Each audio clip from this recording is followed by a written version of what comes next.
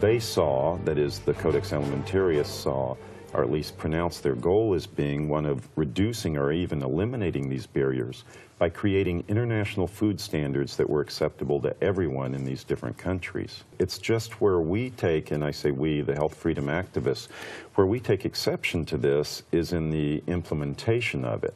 What's happened is somewhere along the way it was hijacked by interests that were antithetical to what we consider to be the true health interests of individuals, of the consumers.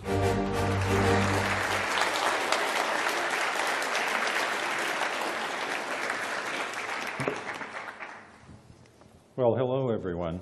It's great to be before friendly faces. I'm used to unfriendly faces at Codex meetings, so it's nice to be here. And in any event, you're here because you want to hear about Codex Alimentarius, but I'll talk about some other things as well. So if you'll bear with me, I want to start out with something a little bit different and tell you there's a little too much feedback and tell you that a cure for cancer actually exists.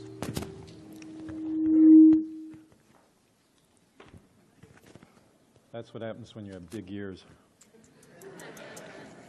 Thank you. Okay.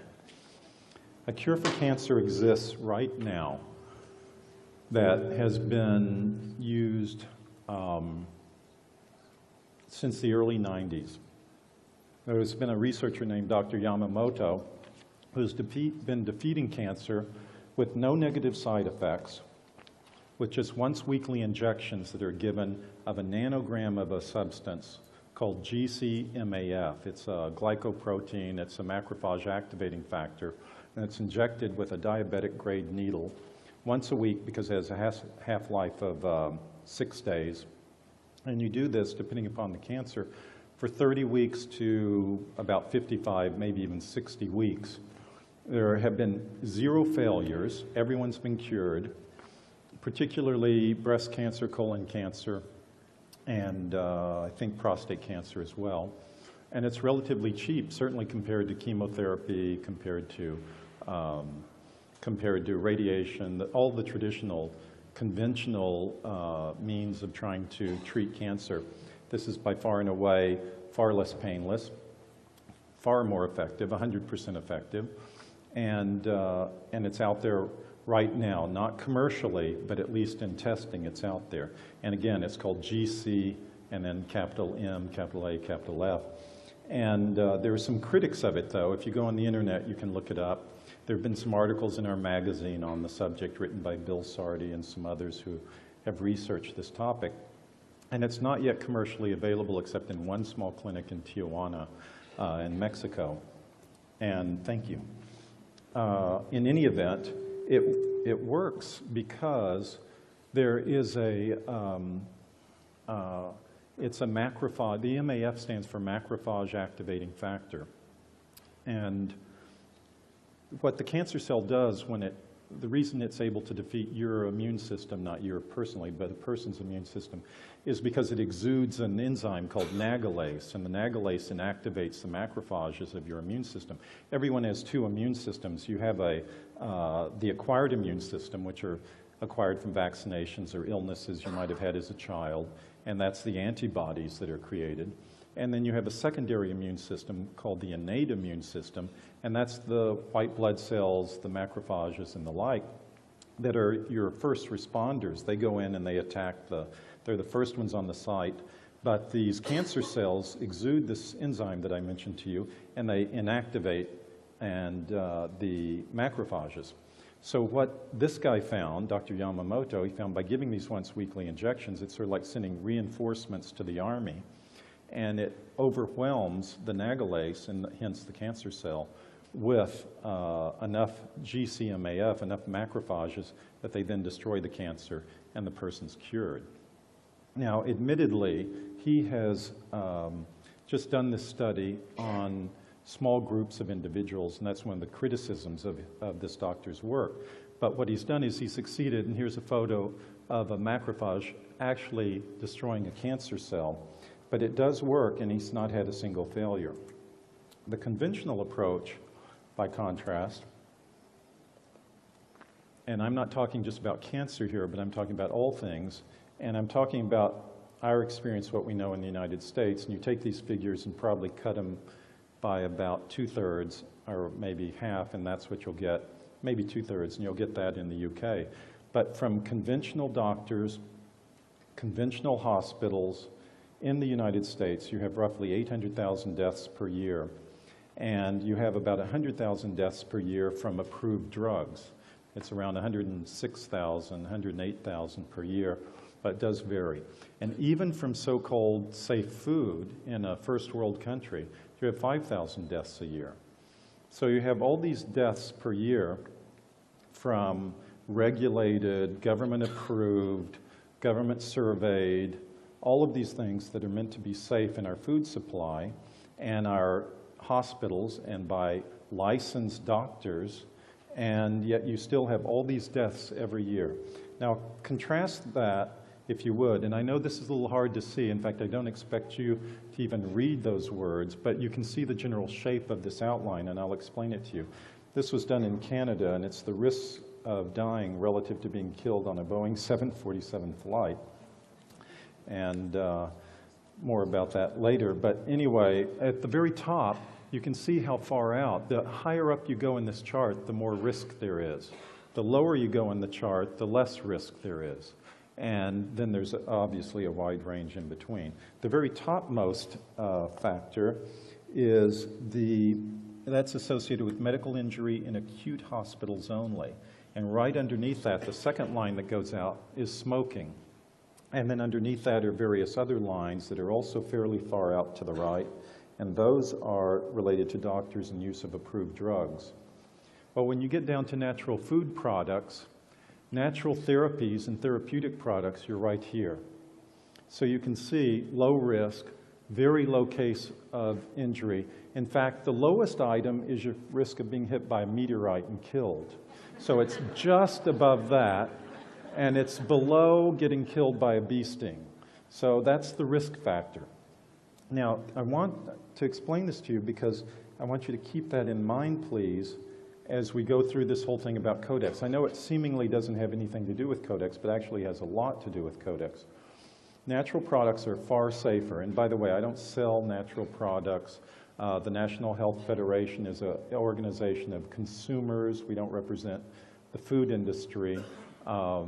We represent little old ladies and men who send in their last checks from their Social Security to join us and help us in our efforts. But just using, again, the United States as an example, in a 25-year period of using supplements, there were maybe 5 to 10 deaths. It depends upon how you attribute it, because a lot of times these people are also taking drugs, and if you go to the coroner or whatever, the coroner has a bias against supplements, and they're more apt, if they can, to find a supplement responsible for the death, such as in the ephedra cases, than the drugs that the person were taking, or the obese condition they were in, or whatever else their health problem was. The wildest possible claim I've seen for deaths in the last 25 years is 75. And you compare that again with the 800,000, the 100,000, even the 5,000 for food, and you see you're dealing with already exceedingly safe products. In fact, in the United States, about 60% of the population takes nutrient supplements of some form or another. And of these supplements, probably if you add them together annually, that's about 53 billion doses. 53 billion. And in the year 2005, there were no deaths from 53 billion doses. Again, far safer than drugs, hospitals, or conventional therapies of any sort. Now, these are natural remedies that work. Again, the GCMAF for cancer. GCMAF also works evidently on treating AIDS. You have selenium, which is very deficient in British soil, so any food grown in Britain will not have much selenium in it. So you need to either take it supplementally or eat Brazil nuts to get your selenium here. And that's very anti-carcinogenic, 200 micrograms a day, very antiviral. Natural vitamin D for cancers, viruses, bacteria. Magnesium and omega-3s for depression. Resveratrol, you know, the one of the major constituents of red wine, which is for longevity and also very antiviral. It's also good for maintaining hair color, as is biotin. If you take 5,000 micrograms a day, it helps you keep your hair color. Believe it or not, that's how powerful it is for helping in that respect. These are all, and this is just a sampling, by the way, and there are many of you in the audience who could tell me a lot about this, so I don't pretend to know all that there is, or even if I could, I don't have enough time during this talk to go through all the things that could work for you. It's just to give you an idea and to let you see that there are alternatives. But then you are here, or you wouldn't already think that. So maybe I'm preaching to the choir. The problem, of course, is that alternative therapies are suppressed. We were always encountering resistance in the United States. For cancer, it's only cut, poison, and burn. If you try to do any other modality, you can be put in prison. You probably heard the story of Daniel Hauser, the young boy actually, who had to flee the state of Minnesota to avoid a court order ordering him to submit to chemotherapeutic treatment. And he and his mother fled the state for California, I think it was, and then later turned themselves in. But he was to be forced to be given chemotherapy when he knew it wasn't going to help him. In fact, one of the contraindications for chemotherapy is that it's carcinogenic. And a lot of the people who undergo chemotherapy, they do not necessarily die of the cancer, but they do die of the heart condition that's caused by the chemotherapy. And then what you have with a lot of conventional stuff is they say, oh, we're winning the battle because people are living longer. Well, they aren't. If I had a couple of salt shakers, just imagine, had salt shakers. This is the conventional discovery of cancer, and then this is the date of death. Well, all they've done is they've moved this salt shaker to this level, and they say, oh, they've lived longer. Well, they haven't. They just discovered the cancer earlier. They didn't make a difference in this endpoint at all. They just discovered this much earlier, so they can say, oh, they lived longer, so we're succeeding. They haven't. So it's a big lie. So what they do is the competition is banned through laws, and they use government's coercive power to do this. If we truly had a free market, and then one does not exist today, if we truly had a free market, then we could all compete on a level playing field. But it's the age-old game of commerce, and what is that? When you can't defeat the competition in the marketplace, you go running crying to mommy. And who's mommy these days? It's the government. So you go to the government, you pay money to these legislators, members of parliament, members of Congress. You have pharmaceutical company, the industries, spending $6 million a day on lobbyists in the United States, $6 million. Just to lobby government, to lobby the Food and Drug Administration in this country, the Food Safety Agency, and you have just the halls of Parliament, the EU Parliament, and the EU Commission just filled with these companies that want their competition eliminated. They use it by actually capturing the government agencies, and this is a pretty important point for opening your eyes, to the extent they aren't already open, to understanding the process, because a lot of people are under this myth, certainly outside this room, that these government agencies that regulate various parts of business, of industry, are doing it for us. But they aren't, and they never have. If they ever did, it was probably for about 30 seconds until they were captured by the industries they were meant to regulate. You know, in the United States, they had a regulatory body, still do, called the Interstate Commerce Commission. That's meant to regulate the trucking industry. Well, the trucking industry took it over ages ago, so they operate it like a cartel. And it's the same way with anything else, because when you think about it, who has the most interest in these agencies? It's not you or I. You know, we have school, we have work, we have children, we have parents to take care of maybe. We want to go to movies, we want to go to conferences like this. We have a whole number of things. The agency part of our brain, or attention part of our brain, occupies just a small part. So what is it? Not even 1%. But for a company that's going to be regulated, a pharmaceutical company, a trucking company, an airline, It's 100% because it affects their bottom line profit. So they will dedicate a large part of their resources to capturing this agency, and they may do it in connection with others. So this is a concept that was broached by others long ago, but it's a very important one, that these are captured agencies. So don't ever be mistaken and think they're fighting for you. They are not. Instead, truth number one is, if I may be so presumptuous, is government agencies do not work for you. They work for the commercial and financial interests they are supposedly set up to regulate, and if you think otherwise, you're just living in a dreamland.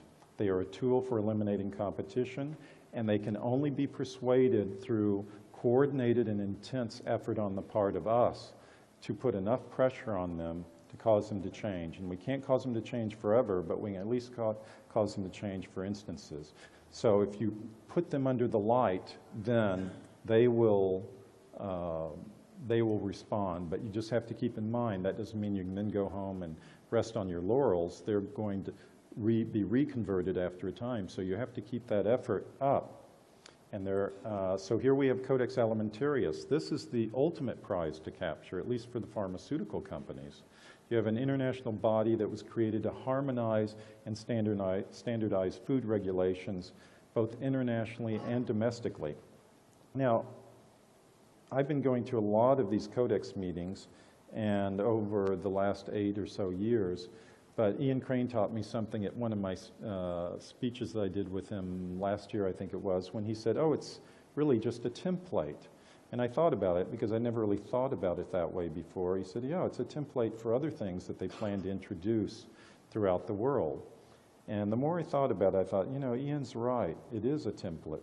And that's what they're doing. They're trotting this out, and they're testing it, and they're harmonizing all these standards, and then they'll use it as a guideline in and of itself to then do it in other areas, in other fields. So here, why bother with all these various countries when the pharmaceutical companies can capture Codex, have one big guideline, and then that'll be the rule. And how is it tying us in? It's tying us in because of these treaties. Now, in the case of the United States and Great Britain, we've signed treaties called the Sanitary and Phytosanitary Agreement. It's called the SPS Agreement. There's a TBT Agreement, Technical Barriers to Trade.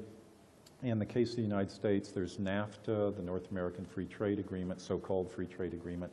It's really managed trade, but they call it free trade. There's CAFTA, the Central American Free Trade Agreement. All of these mention Codex in various ways, and so there's this interlocking web of agreements that have been signed by the United States, by Canada, by Great Britain, by many countries that tie you, us, all of us in to implementing the Codex regulations, not only in international trade, but domestically. And especially in the case of Great Britain, where you're a member of the EU, you're really doubly tied in because you not only have to go by Codex, but by the European Food Supplements Directive and all these other directives that are coming out of Brussels.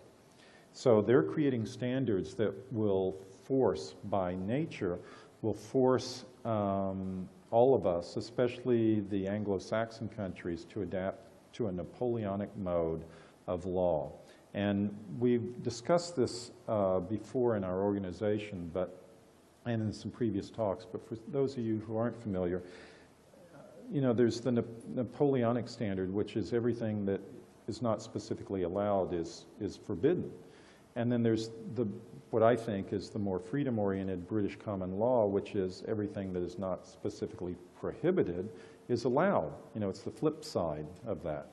And of course, with Great Britain having spread through the world, its colonies adopted the British way of doing this. So in Canada, the United States, Australia, New Zealand, even India, you find this. But now you're in conflict because now you have British common law having to be subsumed within the Napoleonic code system of the EU superstate. And this is creating some harsh conflict and some, I would like to think, cognitive dissonance here in this country at least, where people are not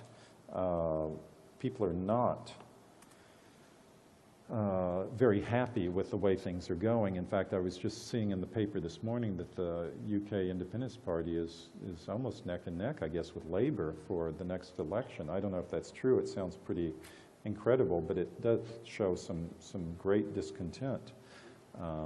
Regardless of one's politics, it's an indicator of something.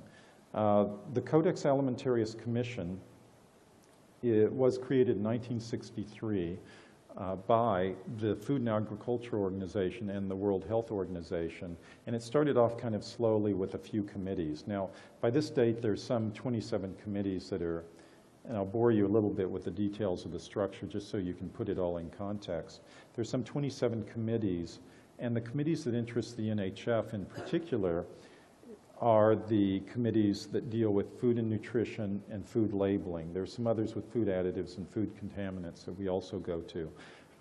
But we have been attending these meetings for 8 years now and have been a pretty vocal voice. These committees are hosted by a particular country.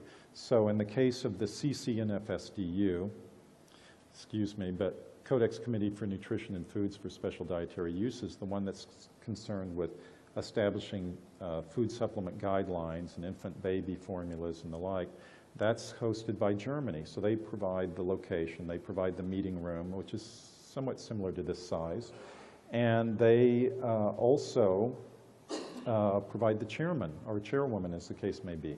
And the chairman and chairwoman, they will have a lot of power because they can decide which way the meeting goes. So say we're all the Codex Committee people here, and we want to make a decision.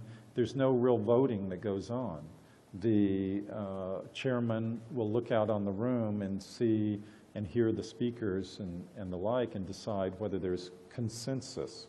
If he or she thinks there's consensus, then he or she says it's adopted, the standard. And if there isn't, then they argue about it some more. There's no actual show of hands and voting like that. Sometimes at the commission level on a few things, but generally it's run by consensus. And then underneath these committees, they've given birth to these little subcommittees that they call working groups. They're either electronic working groups or they're physical working groups, and we can take part in these, and we often do, and we submit paperwork to argue our various positions. But all of these are working to one goal, and the goal is standards and guidelines, developments of standards and guidelines.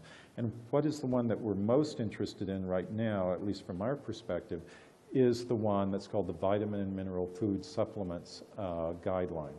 Now, this was adopted by the CCNFSDU committee in November 2004 over our very strong objections and over the objections of the South African delegation. It was just us two against the world, and everyone else, wanted them to go through. These are going to reduce the potency on vitamin mineral supplements, reduce the availability of them, what you can even get. And the countries in the EU that are the most liberal, and I'm not telling you anything you probably don't already know, are Britain, Ireland, Sweden, and the Netherlands. So these countries are all to be dumbed down to the level, not nearly quite the level, but almost the level of France and Germany. France and Germany will come up by inches. We will all come down by feet until we meet at a lowest common denominator, and that will be deemed harmonization. Now, it's already operating at a separate level for you guys because you are subject to the EU Food Supplements Directive, which will kick in at the end of this year, fully kick in at the end of the year. It started in 2005, but it's going through the implementation process, and it will take effect. And you'll see a lot of things disappear off your health food shop shelves because of it. Well, what they've done at the Codex meeting is at least certainly the German one, the EU representative, the European Commission representative, an individual by the name of Basil Matthew-Dakis, was trying to track the Codex food supplements guidelines to mirror the Food Supplements Directive. And since they really, the EU really ran the show there, in fact, several times at the meeting, I would observe Mr. Matthew-Dakis actually giving instructions to the chairman. You will do this, you will do that. Yeah, oh, okay, I'll do this.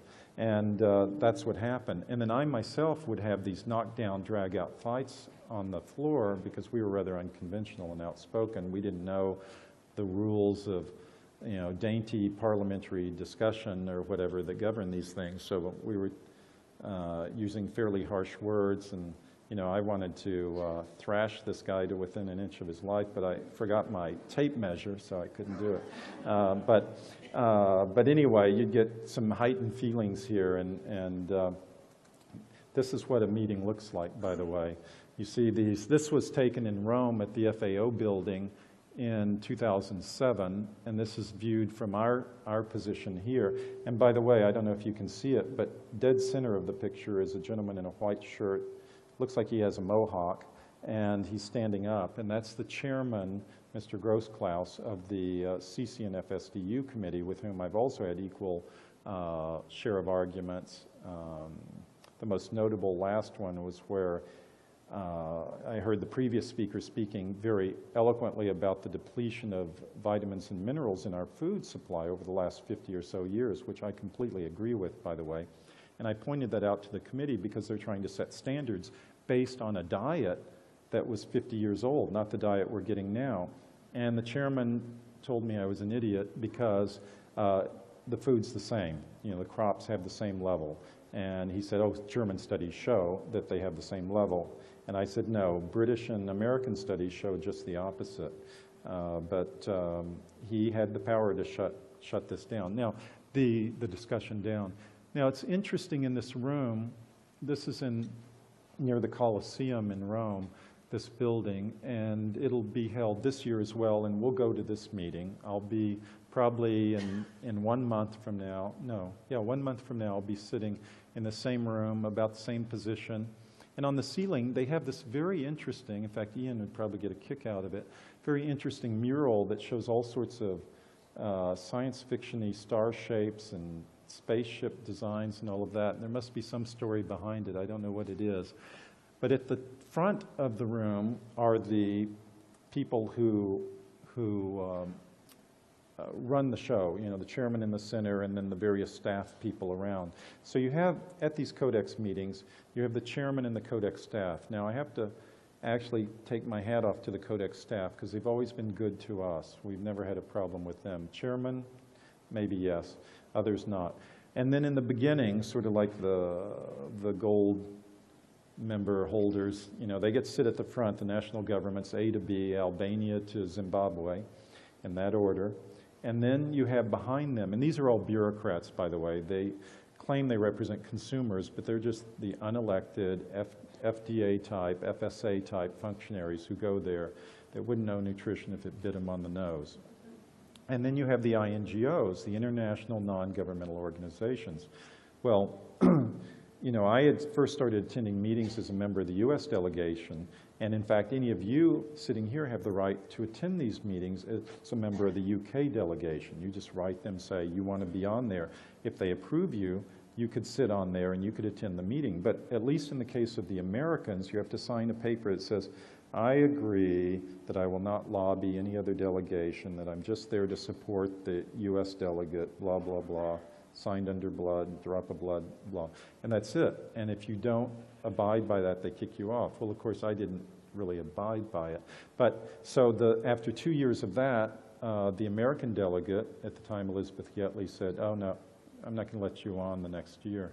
So that kind of forced me, I always operate better under pressure, that forced me to get Codex accredited status for the National Health Federation. I said, well, I'm going. So they turned me down several times. You have to be persistent, but I got it. And then only later did they realize their mistake in letting us in. But at least in the beginning, you know, they thought we were going to be okay. So members of the public can also sit in the nosebleed section. You can't say anything. But the ones who can, you can just observe, and you can't even take pictures. I'm glad you have a good sense of humor. The national governments can speak out, and they get to speak first. Then we get to speak, the INGOs, and I'm often speaking out. I'll give you an example. The most recent Codex meeting, I went to the Calgary Canadian one. They host the CCFL, the Codex Committee on Food Labeling meeting. And that is establishing labeling standards, what you can say about food supplements, what you can say about foods in general. The hot topic there, especially this year, and it just happened the beginning of this month, the first week of May, the hot topic was GM food labeling, as it has been for many years. because you have basically two camps. You have what I call the Western Hemispheric grain exporting countries that don't want to have GM food labeling because they know their grains, which are all GM grown, won't be bought by the consumers in Europe or in the developing world. And then you have the Eastern Hemispheric states, you know, the EU and the others who are fighting to have the GM labeling. In fact, it's kind of funny because my allies, our allies at these meetings are the EU, whereas at the German meeting, they're our enemy just about. So it's kind of funny to have these different sort of shifting alliances. But in any event, at this meeting in Calgary, it started out the usual way on this topic. They'll have several different agenda items, and when we got to this one, this was the hot topic that consumed most of the day. And the Americans and the Canadians, the Mexicans weren't there because of the swine flu thing, so they didn't show up. But the Argentinians, the Australians, the New Zealanders, and then a smattering of some American colonial attendees were speaking out against GM food labeling. Oh, the consumer, the Americans said, is too ignorant to understand the concept, and it will be misleading and deceptive to the consumer to know that they're eating GM food, so we should not have it. And each year they try to get it taken off the table as a matter to be considered. So the EU spoke up against them, and Brazil actually is on our side as well. They're the exception in the Western Hemisphere. And then came our turn, but all these others are so polite, you know, oh, the respected, you know, delegate from the United States is perhaps mistaken in thinking that this, you know, that kind of language. So then when I get up there, then I go, you know, this is, let's be honest with each other. This is all about business and commerce. They just want to sell their crappy goods to, you know, Europe. And so I'm speaking kind of like this, not quite, but generally. And then Health Canada, the representative, said, oh, the free market should decide. And I said, so we have these Canadian members of our organization. They're furious because Health Canada goes in. If you try to put GM free on a label, they shut you down. So they're talking out of the, you know, wrong side of their mouth to say, oh, let the free market decide, when they're acting, you know, aggressively to shut down the free market in this. So how can this even be? So we went back and forth, and I took the floor 9 times on this issue at various stages. So I was not very popular with the Americans or the Canadians, certainly, or the others. In fact, I got a few comments afterwards. But it was interesting because there were other INGOs there. Typically, we're the only INGO that represents consumers at a lot of these meetings. But at this meeting, there were some others, interesting organization called the 49th Parallel Bioconsortium Continuum or something like that. And they spoke up, and he made an important point because the American delegate had been saying, oh, well, GM food had been trying to insert language into the labeling guidelines that GM foods are no different than normal foods. GM foods are the same. So he pointed out, he agreed with our comments, he supported them, and then he said, very important point here, he said, well, why do the companies rush to the patent office to patent them, their special GM food products, if they're exactly the same as the others? Why do they do that? She didn't respond to that. But you can see it can get very contentious. And then the chairman, who was kind of in the pocket of the Americans and Canadians, and he was Canadian himself since the meeting was held in Canada, he wanted to put it on pause for 3 years. It took us till after the meeting to figure out that's exactly when the Obama presidency would end, and you know, he'd be up for re-election, so they're probably hoping that, you know, there'd be another administration. But because on that issue at least, there have been some indications that we can make some headway. Other issues, none at all, because there's no change from the Bush administration in most of the position. In fact, actually, the change has been for the worse. But anyway, that's been the supposition. But I was able to defeat that along with the Danish delegation and the Kenyan delegation. And we all spoke up and shut that down. And then there were some other things that went on where they tried to take it off the table again entirely, but the end result is it'll be up for consideration next year. We're launching a campaign in Canada and the US to make the Canadian and American delegates follow the wishes of their citizenry, because most Canadians, most Americans do not want this to be suppressed. So, and then last but not least, you have the press that's sometimes there, but not often. Usually it's the alternative press. Now, I'm going to stun you by telling you that Codex is a noble concept. I say that just to shock you, because Codex actually, the purpose, stated purpose of it is twofold. One is to have healthy, safe food for consumers, and the second is to eliminate barriers, international barriers to trade. Those we can agree with. But what's happened, you know, again, it's a case where you have a captured, in this case not an agency, but a commission. It's an elitist, top-down driven agenda. You have people wanting to tell us what to do instead of letting the consumers decide. It's very pro-drug, very pro-pharmaceutical, anti-natural foods, anti-supplements, and anti-free market. It's also creakingly slow, as most government action is, to react to changes. You know, with the doubling time in knowledge and what we know, increasing geometrically, no, logarithmically, they set these standards, and by the time they get them in place after years of debate and considering them, they're already out of date. So what are they doing? They're holding us back. Even with the best of intentions, they're doing us harm. Again, captured. And it's based upon junk science.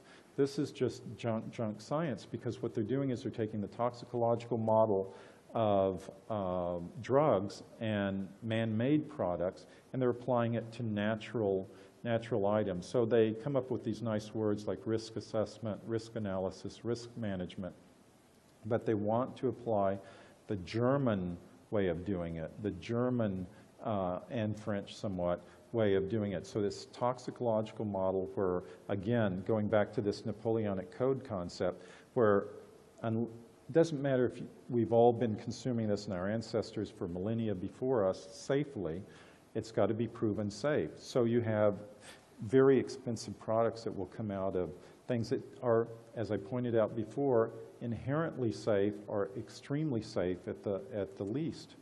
But the funny thing is, you have, and you would think they would be our allies at this meeting, but you have the trade organizations for the British health food shops, for the American health food stores and health food manufacturers, and they all think this is great because they don't care about the innovative products, the small and medium-sized companies that produce the real innovative stuff that will help you. They just want the Me Too, Fred Flintstone kind of vitamins that, you know, they kind of keep you going, or at least they can make sales. And they'll be able to sell them throughout the world without any barriers. Lots of profit from doing that, but who's it going to help?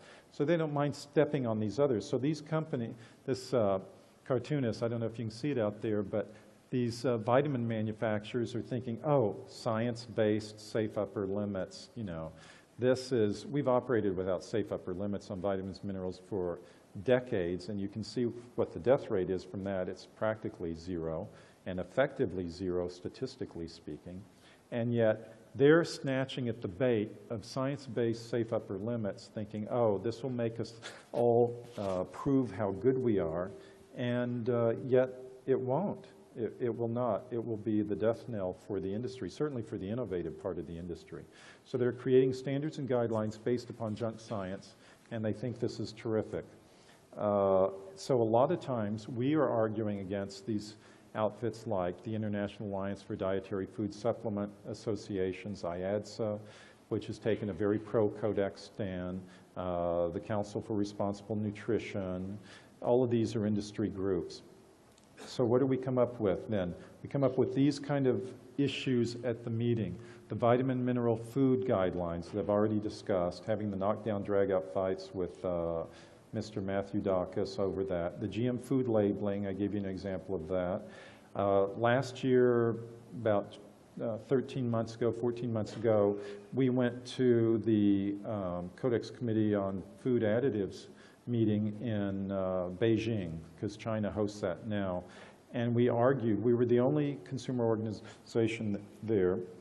And, you know, when I go to these meetings, sometimes I'm there by myself, other times we have a few other people in our delegation.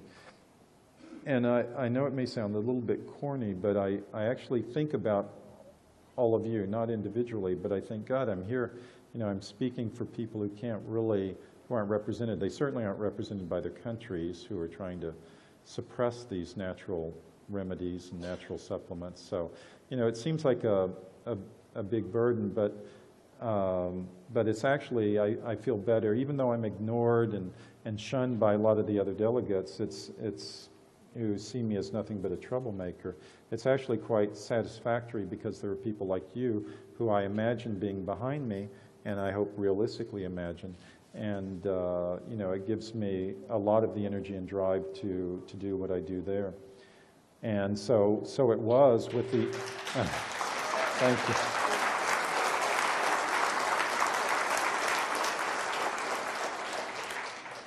Thank you. So it was with the aspartame, because the aspartame, no one was speaking out against it. You had industry people there who were saying, oh, studies show it's safe, completely safe. And we were the only ones, I was the only one to speak out at the meeting about it. Unfortunately, I'm sad to report, it's too far along in the process. It will be approved by Codex as a food additive. But we have more hope with, as you would say, the aluminum food additives, the ones that are used in baking and the like. Again, we were the only ones to speak out. But the chairman, interestingly enough, supported us. This was a case where the Chinese chairman said, you know, we used to treat this as a contaminant. Now, this is like in baking powder and other things. You find a lot of this, and it's very dangerous. It can accumulate and hurt your thinking processes, amongst many other processes, bodily processes there. Now, I also went to the Rotterdam meeting in March. And that's the one on the Codex Committee on Contaminants in Food. And it was generally just pretty humdrum until we got to the issue of melamine, which you may recall was the contaminant from the Chinese food manufacturers. They poisoned a lot of pet food products, and a lot of pets died, dogs and cats died. And then you started finding it in like infant formulas, because it's very, for those of you who don't know, it's a very cheap substitute for protein. And you can spike, it's like artificially spiking a food product. So when you test it, the tests aren't sensitive enough to say, oh, this is melamine. Well, they're starting to be now after this problem arose. But before I'd say, oh, protein content, 20%. Ah, that's great.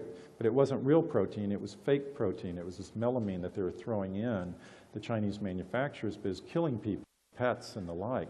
So at this meeting in Rotterdam, I couldn't believe it when I saw, it was the first time we'd gone to this particular committee meeting, but it was so easy because I was based in Paris, so I just got on the high-speed train and I was there.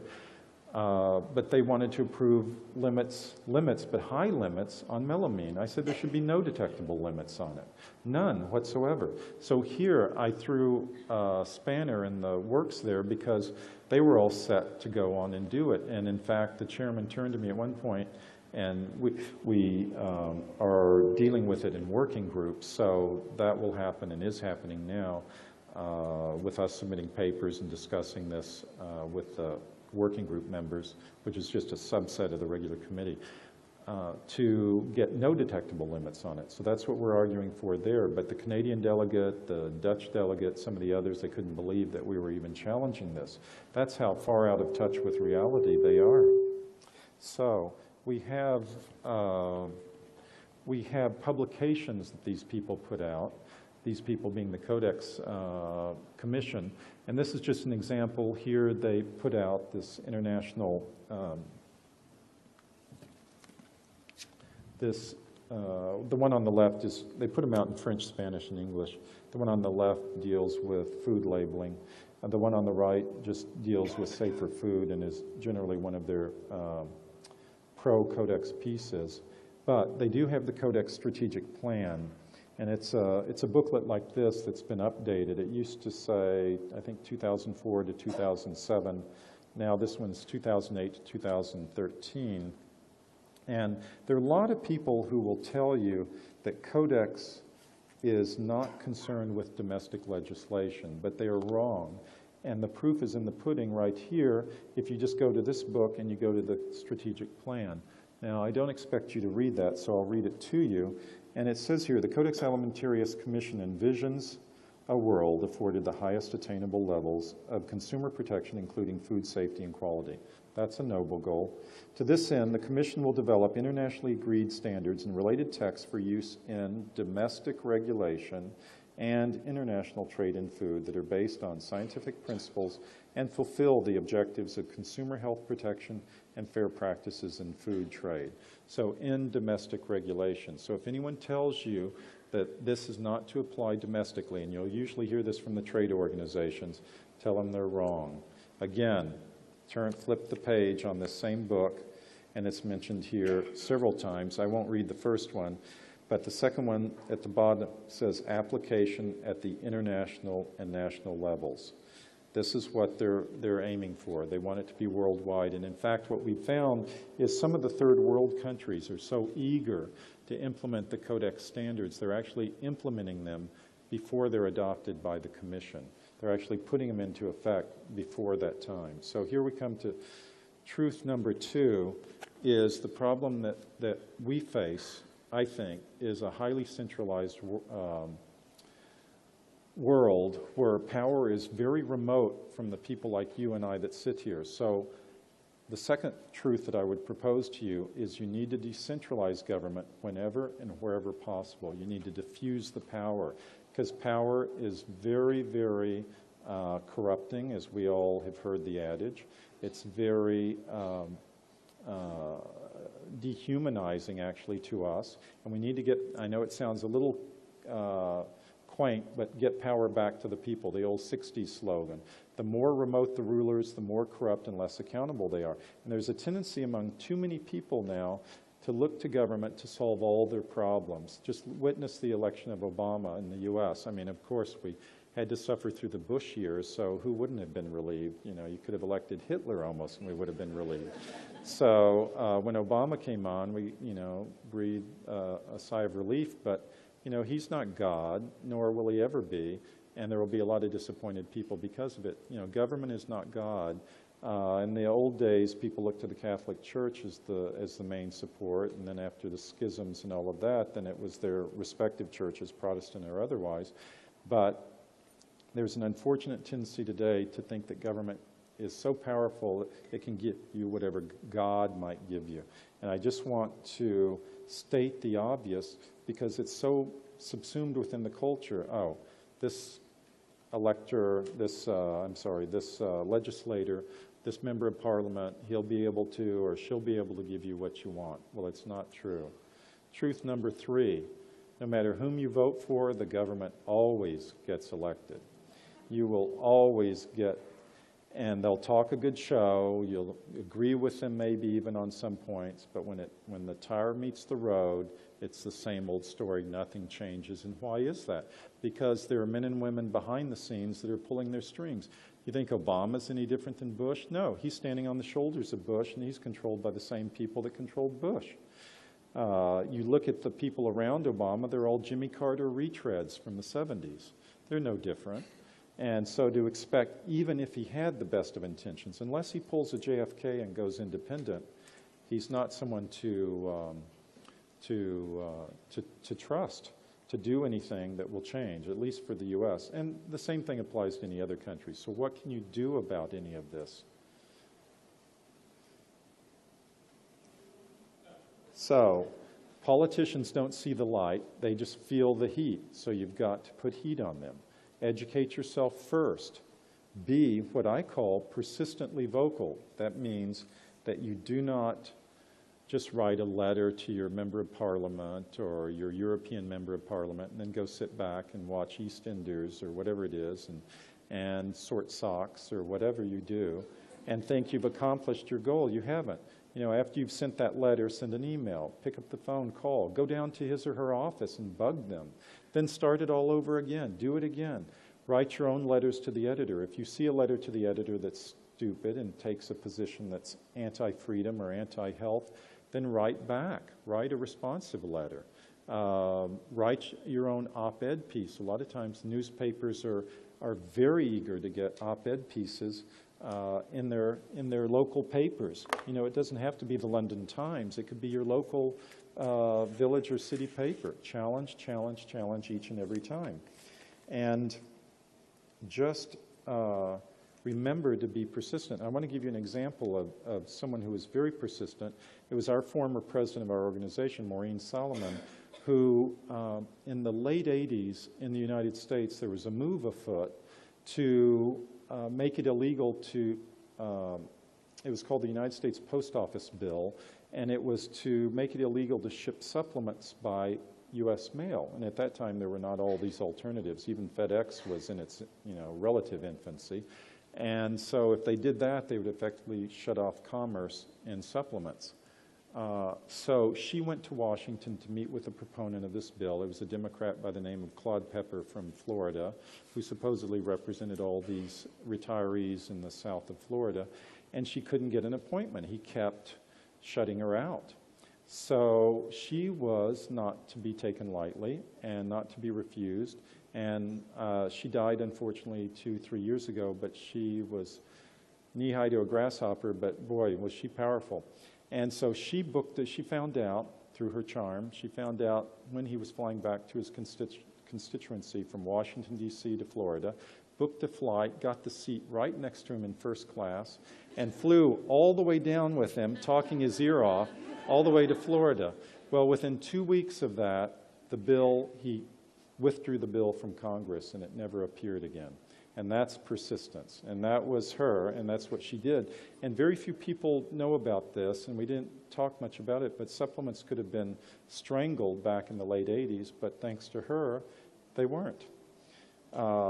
So, yeah, thank you. She deserves a lot of applause. The other thing I want to encourage you to do is join with others to act. I would, of course, encourage you to join with NHF. We have just this year started a local branch, local in the sense of national branch here in the UK, and I would encourage you to do that. But I skipped ahead, and I probably shouldn't have. I wanted to use a quote from a person I absolutely despise. So I got Lyndon Johnson, who is probably the most corrupt politician in the world, probably responsible for Kennedy's assassination, at least in part.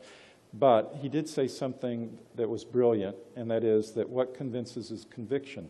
When you're writing these letters to the editor, when you're talking to others, you need to have the conviction. Believe in the argument you're advancing. And he says it all here. If you don't, I'll just read it for those of you who can't. If you don't, you're as good as dead. The other person will sense that something isn't there, and no chain of reasoning, no matter how logical or elegant or brilliant, will win your case for you. Now, this is a man who made his career conniving in the U.S. Senate and cheating and stealing from others. And so he could know, if anyone would know, about this. But it's so true. These words are very true. There's nothing like conviction. There's another example of this, which is maybe a little bit better example. It's during the Spanish Civil War, when the Franco uprising occurred in 1936, they were close to finishing the war. They didn't quite succeed. They thought it would be a little palace coup, but they were stopped by the popular uprising of the people. But they were not professionals, they were amateurs, and the professional troops, the Moroccan troops and the Spanish Foreign Legion troops, were beating them back and would have been in Madrid by November of that year, but for the conviction of some people, London East Enders, Chicago Southsiders, men who joined these international brigades and went there to stop them, and they had no military training, they had nothing but their conviction, and they stopped them cold. Unfortunately, that Civil War went on for a number of years, but it goes to show that when people have this conviction in their hearts and in their minds, you can stop just about anything. On the flip side of that, you can advance just about anything. So you want to keep this conviction in mind. So the NHF is the world's oldest health freedom organization. Next January, we'll be 55 years old. We've been active on many fronts: fluoridation, vaccinations. We even had the American Medical Association spy on us for 2 decades at our conventions in the U.S. because we were anti-fluoridation of water supply, anti-vaccination, and I think you already know a lot of the arguments there. And unfortunately, in Britain today, there's a move afoot to refluoridate or to actually fluoridate. And I've been talking with some individuals here about that, and we hope to launch some campaigns to stop that. We've been highly successful at stopping a lot of that in the States, getting exemptions written into state law for religious and philosophical exemptions for those who don't want to have vaccinations. And we hope to do some of that here as well. We have members in 17 countries, and we're the only health freedom organization with a seat at the Codex meetings. We have a lobbyist in Washington, D.C. We don't pay him $6 million a day because we couldn't afford it, but we do have a lobbyist who works for us. We put out ads and do advertising. This ad was actually created here in the UK, up in York, for us, and we've used it from time to time. I don't know how visible it is. We meet with some of the better politicians. This is, for those of you who know, Ron Paul. He was a recipient of our Health Freedom Hero Award last year, and is a very big proponent of health freedom in the United States and elsewhere. He ran for president. He got no press because he wasn't controlled by the Bilderbergers or any of those people. So they tried to shut him out every chance they got. But he should have been had it been a truly open political campaign, he would have been the person running against Obama, by the way. But that was not to be made or to happen. This is, I don't expect you to read this at all. This is just to give you an idea. This is a letter that we sent to Mr. Noel Griffin of the Food Standards Agency in London on their proposed draft definition of advertising in relation to nutrition and health claims. This is an example of what we also do, and we need support because there are only so many of us who can do this, but to try to affect standards both in the UK, in the EU, in the US, in Canada. And then here is my favorite person in the UK. This is Glinda Davis, and she's seated over here, and she is our NHF UK Executive Director, and I encourage all of you to go up and introduce yourself and say hi and say, I'm tired of this nonsense, what can I do to help? And so if you see this lovely woman somewhere around with her jet plane boyfriend, then that's her. And yeah, he flies 747s for British Airways, so be careful. This is just an advertisement you'll see in our program. Glinda, by the way, is actually the one who wrote the article in the program that's attributed to me. Somehow it was attributed to me, but she deserves the credit. So go contact her, please. And just remember that you can have as many cars and houses and lovely things in your life as you want, but you know, what really counts is the legacy that you leave afterwards. And that's the important thing. And if it's not going to be us to do all of this, then who's going to do it? And if it's not going to be done now, then when will it be done? When it's too late? So I'm quoting Ronald Reagan here, so you may find that a bit funny, but these are apt words. I debated whether to leave his name off, but I thought you deserved to know where it came from. So I strongly encourage you to work with us. I think there's about 10 minutes, and so I'm not sure if anyone has any questions that I could answer, because I probably have about 10 minutes before things wind up, if anyone does. And if you don't, it's a little hard. I see some hand over there. Yes?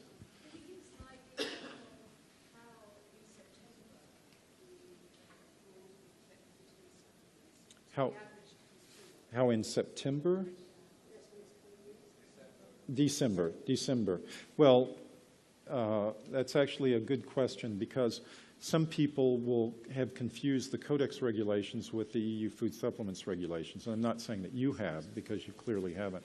But by the end of this year, by December 31, that is at the start of the next year, 2010, any supplements that have not had a dossier that's been approved by the European Food Standards Agency, they are not allowed to be sold unless they have an active dossier that's in process still with a kind of an exemption that's able to be worked on. So they will have to come off the shelves. And actually, Hollands and Barrett and some of these other big chains, they've already started removing a lot of those in preparation. These are the big supporters of CRN and IADSA, by the way, Holland and Barrett and some of these others that are working for the Codex guidelines, not against them. And they're all caving into this. So bottom line, there's more to it than just that, but I can't give you the details of which supplements, but usually they're high-end potent supplements. Anyone that doesn't have a dossier that's been submitted and approved or not in process, that'll come off the store shelves. Okay, So, yep, don't worry, I see your hand. Yes, oh, sorry. Yes. I remember the fight here a couple of years back in Europe Yes. when some agency or someone, they removed from the shelves a whole lot of natural remedies, like black... Black cohosh? Yes, good stuff. Yes. But that was not this Codex. Well, that was more the EU, wasn't it? yeah, it's more the EU. And they wanted to put a roof on the amount of vitamin C that we were supposed to allow to be to take. Yes. I don't know who that was, but then we talked. Our understanding back then was that this is some force that want to make it unhealthy or promote the idea this is unhealthy, till all the small producers are kind of shut down. And then they can introduce their version of the same, and suddenly it becomes healthy again. But now the big companies then have control. Can you say something about, is this true? So it's actually, there's the monopoly companies fighting the small ones. I'm glad you raised that point. You know, the funny thing about these talks is afterwards I always think, oh, I should have said that, I should have said that point. So I'm glad you said that. An interesting thing about this capturing of the agencies, it's also happening in the industry. A lot of the pharmaceutical companies are buying up some of the bigger health food companies and capturing them, like Pfizer bought Capsugel in the U.S. that makes liquid gel capsules. And I don't remember all the names, but they've been capturing some of the big companies. And then that's one reason the trade associations are against us at the Codex meetings, because then you have these pharmaceutical-controlled big companies, you know, vitamin companies, that are members of the trade association. They're arguing in favor of the pharmaceutical companies. And so then that is going on, absolutely. So you have to be somewhat suspicious of the larger companies and what they're doing and the information they're giving out. Usually, I found the most reliable source have been the small and medium companies, and those are usually the innovative ones anyway. But bottom line, getting to what you said, yes, when the Dietary Supplement Health and Education Act was passed in the United States in 1994, that took away a lot of the arbitrary powers of the Food and Drug Administration there. You know, they could declare it's a formula to have food additives and take it off the shelf. It's very arbitrary. They liked you, oh, you part your hair that way, good, it's okay. You, no, okay, out. So one of the things DeShay did is take away the FDA's arbitrary power. Every day now in the U.S., practically, in the press, in the mainstream media, you hear about how the industry is unregulated. That is so untrue and so flatly false. It's not even funny, and yet people accept it as gospel there, that the vitamin industry is unregulated.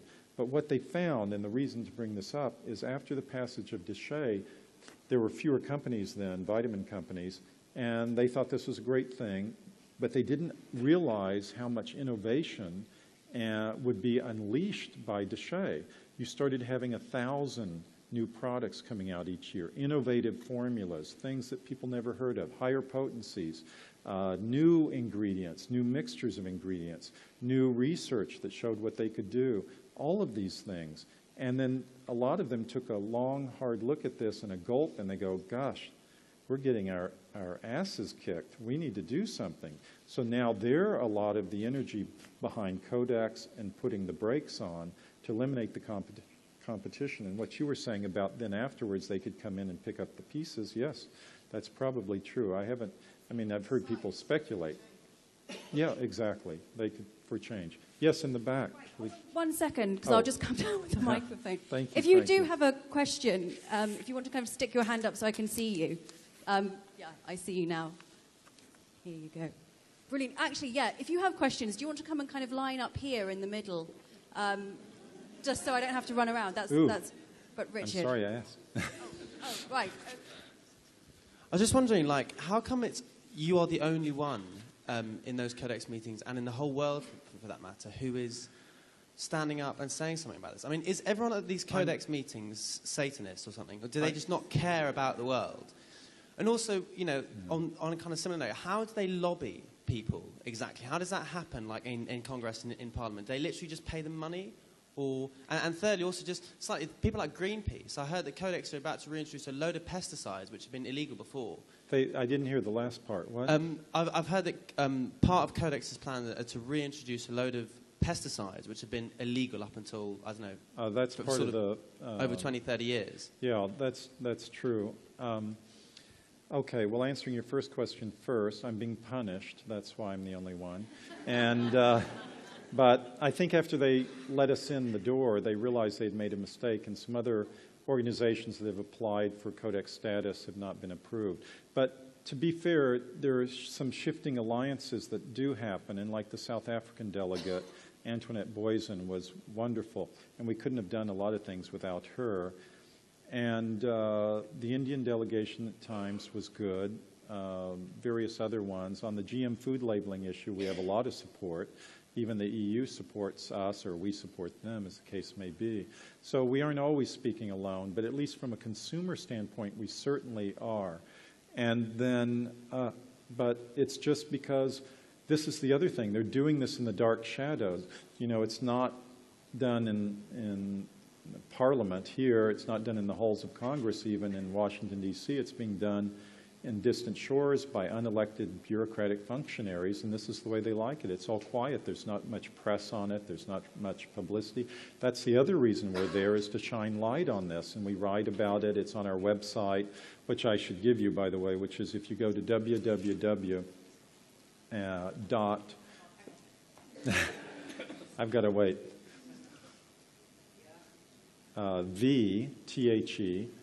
NHF, our initials, nhf.com. You can get a lot of this information. You can sign up either at the desk here, we have a booth, or online, and we keep your information strictly confidential. We don't trade or exchange or spam you or anything like that. No one has access to it but 3 people in our organization.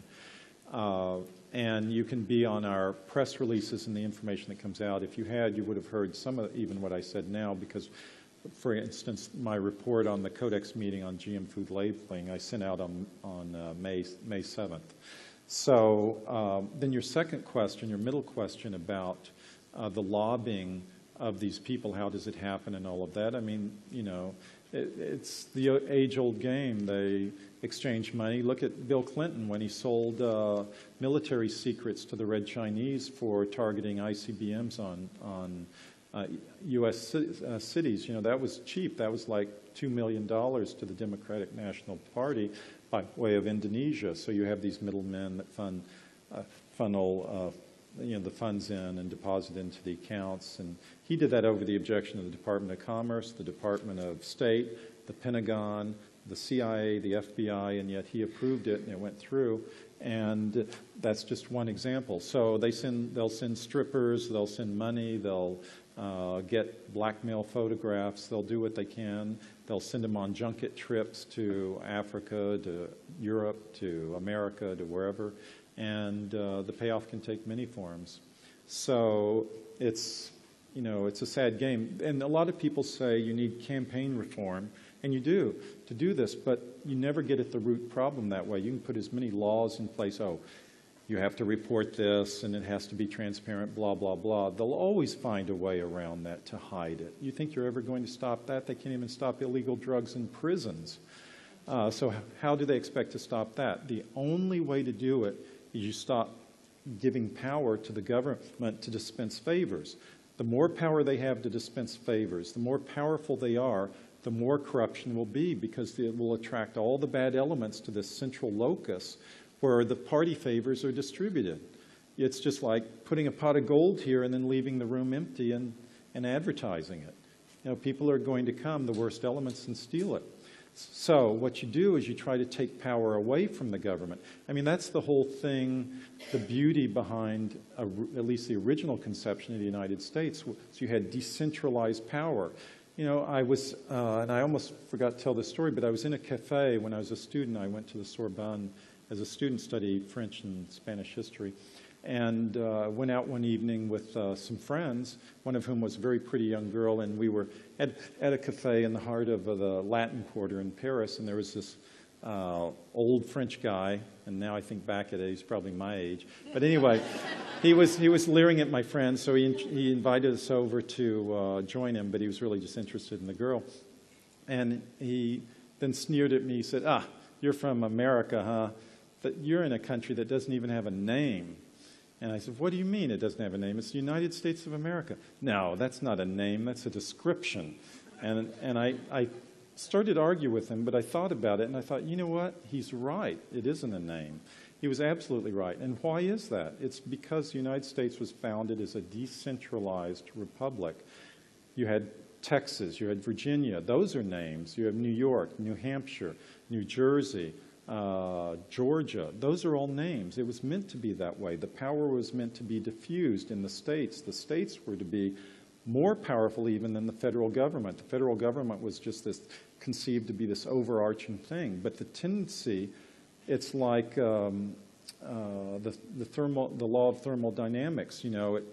Entropy increases over time. So power tends to increase and be more and more centralized over time. You have to make a deliberate effort to cut that trend, and it takes effort and energy and attention. And a lot of us are not, even I get distracted with a lot of things. I don't have all this time. So you need to take part in as much as you can to reverse this negative entropy here, this positive entropy, and to reverse that trend, because it's not going to happen without your efforts. I hope that kind of answered your question. I know I took a side route there. Okay, any more questions for Scott, or is that it? Okay. Oh, Richard. I'm very interested in the patenting aspect. It seems that people can take a piece of biology and modify it and then get a patent on it. That seems to me to be fundamentally wrong. When were people allowed to start patenting biology, and was there not massive resistance to people making patents of that? I mean, should I patent my own DNA in case somebody patents it before me? Yeah, well, someone probably has beaten you to it, but no, that's an excellent question, and I'm not a patent lawyer, although I do a lot of intellectual property work, but I did used to work for a patent law firm in Los Angeles for a good number of years, and that was never an issue then, but you're absolutely 100% correct. It is an issue now. And how did they get away with it? A lot of times patent office is so, all it has to be is a novel concept. One of my clients actually is the guy who invented the jet ski. He invented it in 1955 in California, but he thought it was so obvious that he didn't go to the patent office to patent it. He thought, oh, this is so obvious, you just put a motor on it, these kind of things. And he was jet skiing around on the Kern River. And then years later, Kawasaki patented it. And he went, damn, I should have done that. And he would have been filthy rich by now. But he didn't do it. Same thing with this. I guess someone, and I don't truly know, so I'm probably not the right person to answer this question, but someone thought, this is a novel concept, and if I just tweak it a little bit, then it'll be different from what's already been out there, and it will be original enough that it'll pass the muster of the U.S., the British, the Canadian, whatever patent office it might be, and get accepted. And let's just try it. So lo and behold, they did it, and it passed. And then it started establishing a precedent, and now it's an accepted process. So I think it was just sort of someone trying, and it working, and then others jumping on the bandwagon, and now we're here at this problem, because I totally agree with you. It should not be allowed, and yet it is. Yes? We just have time for a couple more questions, and we're going to wrap right. up. So we'll make those the last two. Okay? The question is, what gives the Americans the right to patent nature? What gives the Americans the right to deal with nature? American food companies, the likes of Monsanto, Cargill, those kinds. Can you hold it a little closer? I can't hear. American food companies like the likes of Monsanto, Cargill, those kind. What gives them the right to patent nature? Nothing. And I would say it applies to any country, whether it's Mexican, Canadian, American, or whatever. It's just Americans are at the forefront of it. But but a lot of times they do it with other people's help, all this brain drain to the U.S. to do that. But nothing, it's a good point. I think you're making more of a point than really asking a question, because I think it answers itself. Yeah, they don't have the right. And the last question. I'd just like to ask you, Scott, the relevance of the seed bank that they've set up in Northern Europe, and just sort of your take on, because obviously at the moment I've heard of it, but I just wondered what your take on this actual seed bank where they're putting natural seeds. The one in Norway, north of Trondheim? I think you're right. I weren't sure if it was Switzerland, but yeah, no, Norway, I think you're right. Yeah, I think it is it's that, in and Norway. I just wondered what your take. I think it shows that they're really afraid of what could happen if things go wrong, and they want a backup plan just in case. And I think actually whoever did that is very wise to have that. And I'm glad they did it. I actually support that they did it, but I just don't support the means that require that to happen is all. Yeah, it's kind of a sad commentary that they're having to do that. So thank you for bringing that up, because it just highlights the real dangers that even they perceive are, at play here. Okay. Thank you. Thank you all.